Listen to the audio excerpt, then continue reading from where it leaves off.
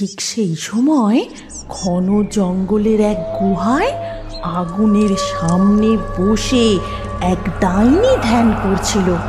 কিন্তু হঠাৎ তার ধ্যান ভেঙে গিয়ে আমি যেন কেমন একটা মিষ্টি গন্ধ পাচ্ছি, কিন্তু এই গন্ধ তো কোনো ফুল বা পাকা ফলের নয়।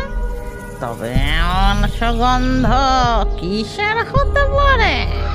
এই কথা ভেবে ডাইনি সেই সুগন্ধের উৎস অনুসন্ধান করার জন্য গুহা থেকে বেরিয়ে এদিকে ওদিকে দেখতে থাকে।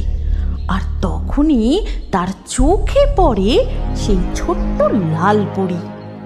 ও যে দেখি একটা ছোট্ট লাল পরী, ওকে একবার ধরতে পারলে ওর টানা কেটে আমার যজ্ঞের আগুনে আহুতি দিয়ে ও রক্ত চুষে খেলেই আমি ইচ্ছাধারী ভূত পরী হয়ে যাব।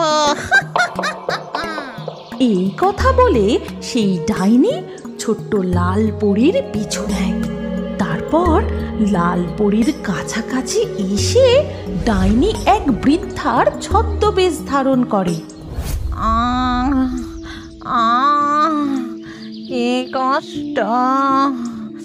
আর এই কথাগুলো ছোট্ট লাল পরীর কানে গিয়ে পৌঁছায়।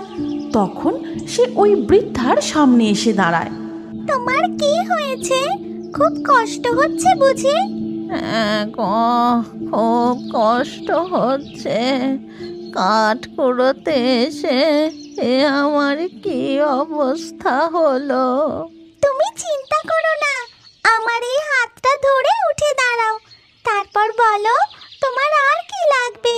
তখন সেই বৃদ্ধা ডাইনি ছোট্ট লাল পরীর ডানাটা চেপে ধরে আর হাসতে হাসতে নিজের আসল রূপ ধারণ করে।